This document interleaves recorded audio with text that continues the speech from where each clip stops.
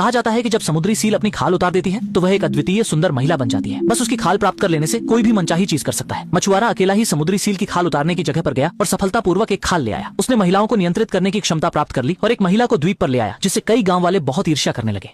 जल्द ही महिला गर्भवती हो गई, लेकिन महिला की एक मांग थी कि मछली पकड़ने वाली नाव की लकड़ी से आने वाले बच्चे के लिए एक पालना बनाया जाए और उस पर शंख से सजावट की जाए। 10 महीने के गर्भ के बाद बच्चा पैदा हुआ। महिला ने बच्चे को पालने में रखा, उसे समुद्र में छोड़ दिया ताकि समुद्र की लहरों की आवाज बच्चे की लोरी बन सके। कई सालों बाद महिला ने 5 बच्चों को जन्म दिया, लेकिन वह हमेशा अनंत समुद्र की ओर देखती और अपने समुद्री जीवन की स्वतंत्रता को याद करती। उस दिन बेटी ने उसे बताया कि पिता ने अटारी में एक समुद्री त्वचा की जैकेट छुपा रखी है। ये सुनकर महिला बहुत उत्साहित हो गई। उसने तुरंत अपने हाथ में पकड़े बच्चे को छोड़ दिया और मुड़कर चली गई। इधर मछुआरा मछली पकड़कर घर लौटने की तैयारी कर रहा था। उसने देखा कि एक समुद्री जीव लगातार उसका पीछा कर रहा है और उसकी आंखों में उदासी भरी हुई थी।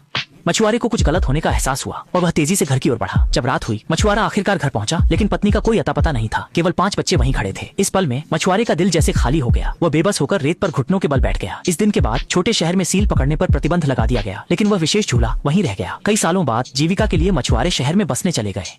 जब वे द्वीप छोड़ रहे थे, अचानक एक झुंड समुद्री पक्षियों ने गांव वालों पर हमला कर दिया और उस झूले को ले गए जिसमें नवजात लड़का था। समुद्री पक्षियों की आड़ में समुद्री सील ने सफलतापूर्वक नवजात डिल्लन को ले लिया। जब पिता को पता चला, तब तक बहुत देर हो चुकी थी। झूला समुद्री लहरों के साथ दूर बहता गया और हमेशा के लिए पिता की नजरों से ओझल हो गया। थोड़े समय बाद डिल्लन का परिवार दुखी होकर समुद्री द्वीप छोड़कर चला गया। शहर में आने के बाद डिल्लन का पिता काम में व्यस्त रहने लगा और बेटी अन्ना की देखभाल नहीं कर सका, इसलिए उसे दादा के पास रहने के लिए भेज दिया।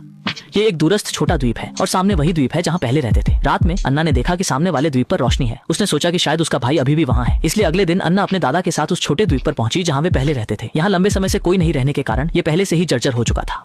अन्नू ने देखा कि पुराने घर के अंदर अभी भी आग जल रही है और मेज पर कुछ सीपियां रखी हुई हैं। जाहिर है कि यहाँ कोई रह रहा है। अन्ना तुरंत बाहर दौड़ी और दूर में एक बिना कपड़ों के लड़के को देखा और वह लड़का उसका भाई हेलन ही था। जब उसने अपनी बहन की पुकार सुनी, हेलन पूरी ताकत से दौड़ा और गहरे समुद्र में कूद गया। फिर पालने में बैठकर वहाँ से चला गया। लौटते समय नाव पर अन्ना ने जो कुछ अभी हुआ था वह अपने दादा को बताया, लेकिन दादा को बिल्कुल विश्वास नहीं हुआ। उन्होंने सोचा कि अन्ना ने जरूर कुछ गलत देखा होगा। अगले दिन दादा और चचेरा भाई मछली पकड़ने के लिए समुद्र में जाने की तैयारी कर रहे थे, लेकिन अन्ना अपने भाई को ढूंढना चाहती थी, जिसे दादा ने सीधे मना कर दिया। अन्ना उदास होकर समुद्र किनारे बैठ गई। तभी एक सील तैरकर आ गई। अन्ना नाव पर कूद गई सील के करीब जाने के लिए, लेकिन उसने पाया कि रस्सी टूटी हुई थी। इस तरह सील ने छोटी नाव को धक्का देकर अन्ना को द्वीप पर पहुंचा दिया। वह तुरंत पुराने घर की ओर दौड़ी, जहां उसने अपने भाई हेलन को देखा। वह बचपन से ही बिना कपड़ों के रहता था और हर दिन समुद्री शेरनी के दूध पर निर्भर था। उसने देखा कि कोई आ गया है तो तुरंत भाग गया। अन्ना ने उसका पीछा किया, लेकिन समुद्री शेरनी ने जानबूझकर उसे गिरा दिया।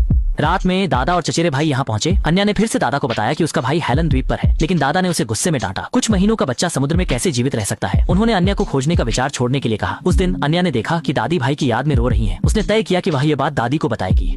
दादी ने जब अन्ना की बात सुनी तो वह सामान पैक करके पोते को खोजने की तैयारी करने लगी। परिवार के पास कोई विकल्प नहीं था, इसलिए वे दादी की बात मानकर उनके साथ छोटे द्वीप की ओर चल पड़े, लेकिन उन्हें वहाँ हेलन नहीं मिला। इसलिए परिवार ने अस्थायी रूप से वहीं ठहरने का निर्णय लिया। अचानक बाहर तेज बारिश होने लगी और